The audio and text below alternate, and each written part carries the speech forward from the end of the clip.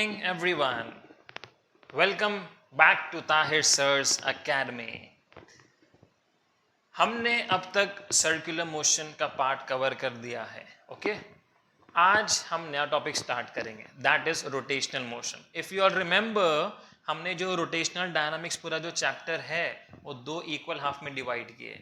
First half is comprising circular motion, next half is comprising rotational motion. क्योंकि circular motion हमारा खत्म हो चुका है, ठीक है. हाँ, आई नो न्यूमेरिकल्स बचे हैं.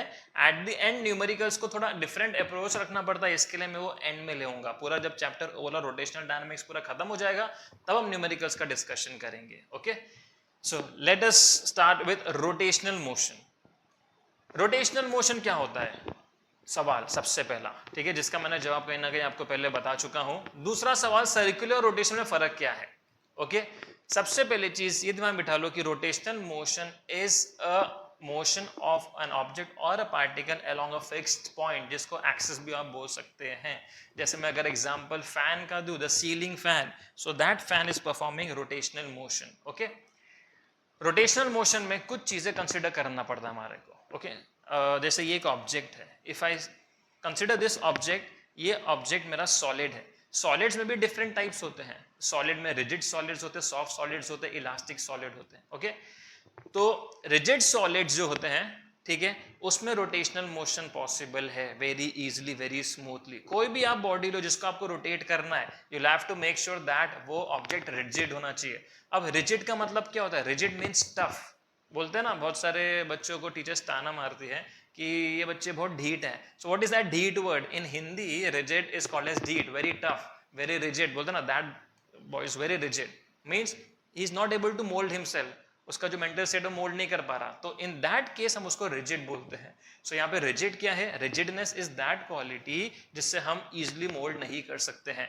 तो यहाँ पे रोटेशनल मोशन में हम रिजिड सॉलिड्स को कंसिडर करेंगे, ठीक है. रिजिड, अब यहाँ पे सबसे पहला हम कंपेयर करेंगे.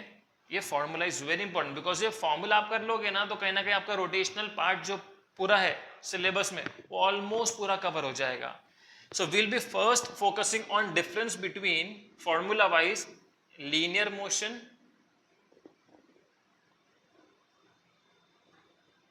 और रोटेशनल मोशन. दोनों में क्या क्या डिफरेंस है formula wise.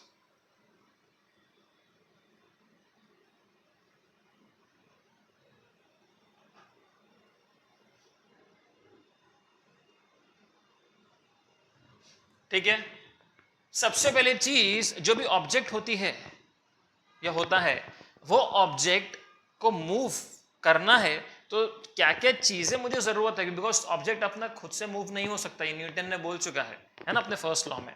So if I want this object can be in two state. One is at rest, that is stationary on its own, and one is in motion. ठीक है, या तो ये पेन को मैं रख दूं तो रेस्ट पे चले जाएगा, या तो इसको ऐसे घुमाओ फिरो तो मोशन में रहेगा. तो ऑब्जेक्ट की ये दो कंडीशन रहेगी, याद रखो. तो ऑब्जेक्ट जब रेस्ट पे रहता है ना, तो उसके पास मैक्सिमम क्या होती है? पोटेंशियल एनर्जी होती है. बाकी उसके पास ऑलमोस्ट सब चीजें जीरो होती है. काइनेटिक नहीं होती है, वेलोसिटी नहीं होती है, एक्सेलरेशन नहीं होता है, स्पीड नहीं होता है, डिस्टेंस कवर नहीं करता है. लेकिन जहां वो ऑब्जेक्ट मोशन में आ जाएगा रेस्ट से, तब धीरे धीरे सब अराइज होते रहेगी. तो सबसे पहले चीज जो आती है काइनेटिक एनर्जी, उसमें आने के बाद वो होता है डिस्प्लेसमेंट. तो लीनियर मोशन में ऑब्जेक्ट ने जब डिस्प्लेसमेंट किया तो वो डिस्प्लेसमेंट को हम लोग या तो R से या तो S से डिनोट करेंगे. याद रखो, डिस्प्लेसमेंट को हम किससे डिनोट करेंगे? R से या S से. अब वही चीज रोटेशनल मोशन में, यहाँ पे ऑब्जेक्ट कैसे जा रहा है? The object is going from this point to this point. Let this point be A, let this point be B. तो यहाँ से यहाँ तक बॉडी का डिस्प्लेसमेंट कितना हुआ? R हुआ या S हुआ? यहाँ पे वही चीज डिस्प्लेसमेंट की जगह क्या बन जाएगा? It will become angular displacement.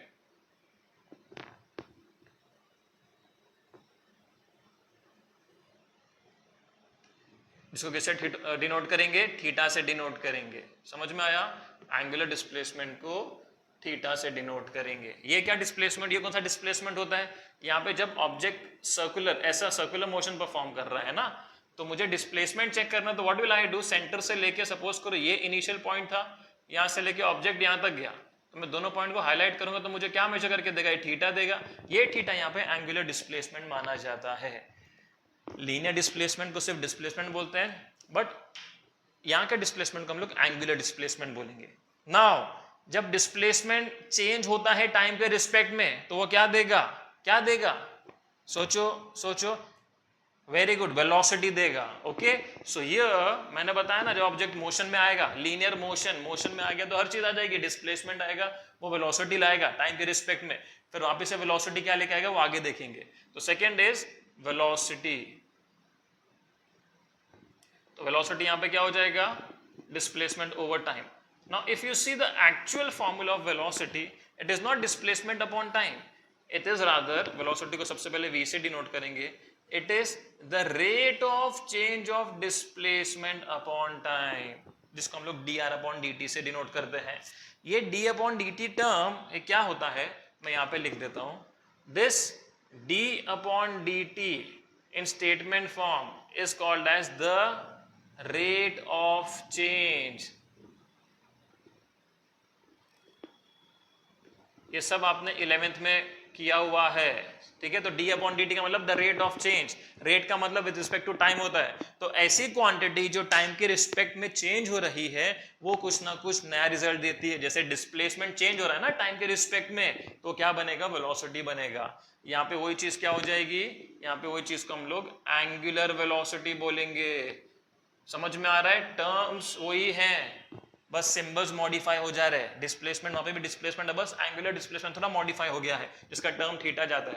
तो यहाँ पे एंगुलर वेलोसिटी किससे डिनोट करते हैं हम लोग, ओमेगा से डिनोट करते हैं। तो ये ओमेगा का फॉर्मूला क्या हो जाएगा यहाँ पे क्या था, वेलोसिटी, ये वेलोसिटी मतलब लीनियर वेलोसिटी है, which was linear displacement upon time. तो यहाँ पे एंगुलर वेलोसिटी क्या हो जाएगा, एंगुलर डिस्प्लेसमेंट अपॉन टाइम, और the rate of change of angular displacement. Then third, ये तीन चीजें ना याद रखो ऑर्डर वाइज। सबसे पहले चीज डिस्प्लेसमेंट आती है। What is displacement, just change in the position of the particle is called as displacement. जब डिस्प्लेसमेंट चेंज होता है टाइम के रिस्पेक्ट में, वो क्या बनता है, वेलोसिटी। और जब वेलोसिटी चेंज होगी टाइम के रिस्पेक्ट में तो क्या बनेगा, acceleration. Okay, so here the next thing is acceleration, जिसको ए से डिनोट करेंगे। ठीक है, मैं वेक्टर साइन नहीं डाल रहा हूं, इस क्लास वेक्टर्स के हिसाब से दीज आर वेक्टर क्वांटिटी। ठीक है, तो this will become rate of change of velocity. वही चीज यहां पे क्या बन जाएगी, कम ऑन, एंगुलर एक्सेलरेशन, जिसको हम लोग अल्फा से डिनोट करेंगे। ये क्या हो जाएगा, rate of change of angular velocity. ठीक है, so you understanding how are terms getting modified. समझ में आया, आर का वहां पे थीटा बन गया, वी का वहां पे ओमेगा बन गया, ए का वहां पे अल्फा बन गया, और अकॉर्डिंगली उनके फॉर्मूला वैसे बन गए। ठीक है, now the fourth thing is, body के मास को स्टडी करेंगे अंडर लीनियर मोशन में, उसको m से डिनोट करेंगे। बट यही mass when I study under rotational motion, तो ये क्या बन जाएगा, ये बन जाएगा इनर्शिया, जिसको I से डिनोट करेंगे। याद रखो, कुछ चीजें आपको मेमोराइज करने, याद रखनी है। ठीक है, इनर्शिया क्या होता है, ये ऑलरेडी आप स्कूल से पढ़ते आ रहे हैं। इनमें से एक definition goes as the tendency of a body to decelerate on its own, उसको इनर्शिया बोलते हैं। फैन को आप ऑन करते हो, फैन धीरे धीरे स्टार्ट होके एक पर्टिकुलर ऑप्टिमम स्पीड में जाता है, नंबर जो नंबर पे हमारा रेगुलेटर सेट है। जैसे ऑफ कर दूंगा तो इंस्टेंट नहीं रुकेगा, खुद से ऑन इट्स ओन रुकता है वो। तो ऑन इट्स ओन करने वाली जो चीज होती है ना, उसको हम लोग इनर्शिया बोलते हैं। तो रोटेशनल मोशन में मैक्सिमम इनर्शिया चीज आती है। ठीक है, इसका मतलब क्या हुआ कि यहाँ पे मास को जब कंसिडर करूंगा ना, तो जो जो फॉर्मूला में मास आएगा यहाँ पे वो मास की जगह इनर्शिया ले लेगा। समझ में आया? ठीक है, सो मास कौन से फॉर्मूला में आता है, फोर्स के फॉर्मूला में आता है। सो what is the formula of force, mass into acceleration. ठीक है, तो यहाँ पे क्या बन जाएगा, जैसे ये एंगुलर बना, ये भी एंगुलर बना, ये भी एंगुलर बना, तो फोर्स भी एंगुलर फोर्स बनेगा। एंगुलर फोर्स को हम लोग क्या बोलते हैं, टॉर्क बोलते हैं। याद रखो, टॉर्क, ये जे है ना, उल्टा जे से डिनोट करते हैं इसको। This is the symbol of torque. इसका फॉर्मूला कैसे क्या बन जाएगा, मैंने क्या बताया, जो जो यहाँ पे m आ रहा है यहाँ पे वो इनर्शिया बन जाएगा। ठीक है, सो वी नो फोर्स के फॉर्मूला में मास इनटू एक्सेलरेशन है। ओके,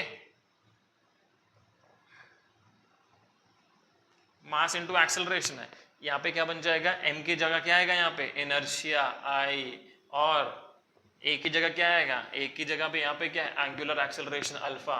समझ में आ रहा है फॉर्मूला कैसे मॉडिफाई हो रहे हैं, ठीक है।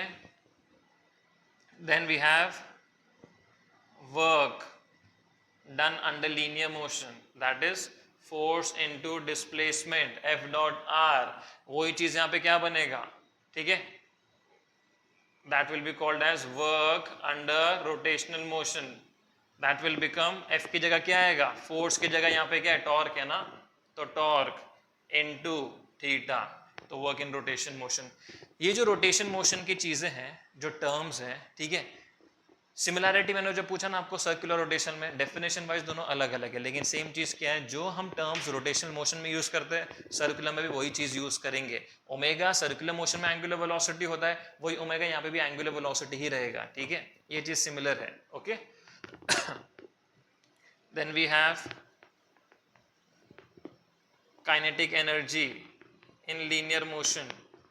काइनेटिक एनर्जी का फॉर्मूला क्या है, हाफ mv², वही चीज यहाँ पे क्या बन जाएगा,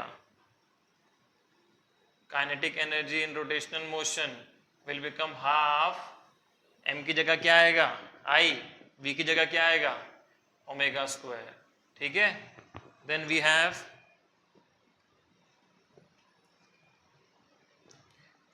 मोमेंटम, जिसको स्मॉल p से डिनोट करते हैं, ये क्या होता है मोमेंटम, मास इनटू वेलोसिटी, वो चीज यहाँ पे क्या हो जाएगी, angular momentum.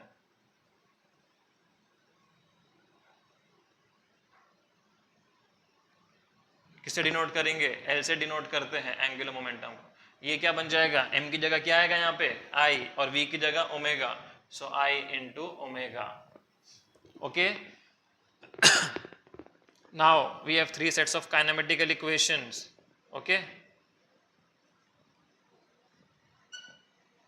kinematical equations also called as famously called as equation of motions, okay. कितने हैं ये, तीन है ना, तो सबसे पहला क्या है, v equals u plus at, दूसरा क्या है, s equal ut plus half at², तीसरा क्या है, v² is equals to u² plus 2as। अब यही काइनेमेटिकल इक्वेशंस रोटेशनल में या सर्कुलर में किस तरह मॉडिफाई हो जाते हैं, ये पॉज कीजिए और आप खुद से लिखिए। आपको सब टर्म्स मैंने समझा चुका हूँ क्या है, यहाँ पे थोड़ा बहुत एक ओवरव्यू दे देता हूँ। ये इक्वेशंस के बारे में अगर नहीं पता है तो ये इक्वेशंस इक्वेशन ऑफ मोशन बोलते हैं, मतलब ऑब्जेक्ट जब भी रेस्ट से मोशन में आता है या मोशन से रेस्ट में आता है ना, तो ये इक्वेशन अराइज होते हैं, ओके। जिसमें v क्या है, v denotes final velocity. If you want to write, you can write over here, u is initial velocity, v is final velocity. बाकी हमको पता है, a मतलब एक्सेलरेशन है, t मतलब टाइम है, s मतलब डिस्टेंस है, डिस्प्लेसमेंट है। वही चीज यहाँ पे काइनेमेटिकल इक्वेशंस, ये इन लीनियर मोशन है, ये kinematical equations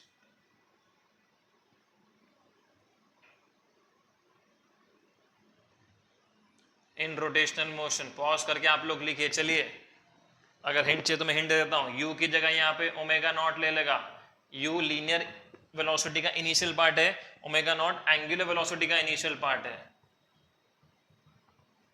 initial angular velocity, और ओमेगा 1 क्या है, फाइनल एंगुलर वेलोसिटी, ओके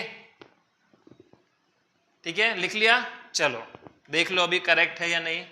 तो पहला वाला क्या बनेगा, v की जगह क्या लिया है, v की जगह पे ओमेगा 1 ने लिया, तो omega 1 is equals to u की जगह कौन लिया वहां पे, ओमेगा ले लिया, ओमेगा नॉट प्लस a की जगह क्या बन गया वहां पे, a तो पता है हमारे को, a acceleration linear, angular is alpha, और t एज इट इज रहता है। t जो है ना टाइम, बहुत ब्यूटीफुल क्वांटिटी है। टाइम का आप देखोगे ना तो टाइम ऐसी चीज है किसी के साथ नहीं चलता, टाइम अपने में रहता है और सबको साथ लेके चलता है। समझ में है, बोलते हैं ना कि आपने भी सुना रहेगा, ताने मिलते ही होंगे, 12th में है 90 डेज, अभी तो दिन कम हो रहे हैं, मेरा पहला वीडियो था वो उसके हिसाब से 90 डेज, तो अभी 85 डेज समझो, तो सब ताने खाते हैं ना बच्चे लोग कि बेटा पढ़ लो, अच्छे मार्क्स आ जाएंगे तो फ्यूचर सिक्योर हो जाएगा, अगर नहीं आएंगे तो ये वक्त वापस नहीं आएगा। तो वक्त वापस नहीं आने का मतलब क्या है, टाइम किसी के लिए रुकता नहीं है, सब चीज टाइम पे डिपेंड होती है, सब मतलब मैक्सिमम चीज टाइम पे डिपेंड होती है, लेकिन टाइम किसके हिसाब से नहीं चलता। समझ में आया? तो ये चीज दिमाग में रखो, इसलिए टाइम एक अलग ही क्वांटिटी है, वेरी ब्यूटीफुल क्वांटिटी। टाइम के ऊपर कभी हुआ तो एक एक्स्ट्रा नॉलेज के हिसाब से I will share a video जिसमें मैं थोड़ा बहुत टाइम को ओवरव्यू करके हिसाब से उसमें आपको समझाऊंगा कि टाइम एक्चुअल में होता क्या है। द बी इसमें s equals U T plus half A T square. S क्या है देखो, यहाँ पे मैंने आर एस दोनों चीज लिखा हुआ ना, तो आर एस दोनों डिस्प्लेसमेंट है, तो वहां पे थीटा बनेगा angular displacement. So this will become theta is equals to U की जगह omega naught T plus half A की जगह अल्फा टी स्क्वायर, और तीसरा क्या बनेगा V square is equals to U square plus sorry linear का पार्ट लिख दिया, omega 1 square is equals to omega naught square plus 2 alpha theta. तो आप लोग कंपेयर करके देख लो कि आप लोग को इक्वेशंस आपने सही लिखा है नहीं लिखा है। So these equations are very very important. आप लोग को न्यूमेरिकल्स करना है ना, तो ये फॉर्मूलाज ये इक्वेशन बाय हार्ट होने चाहिए आपको, तभी जाके आप न्यूमेरिकल्स कर पाओगे, वरना न्यूमेरिकल्स आपसे होने से रहे। इसलिए मैं न्यूमेरिकल्स को थोड़ा बाद में रखा हूँ। बुक्स निकाल के बैठे हो, नहीं बैठे हो तो निकालो and note this down, okay.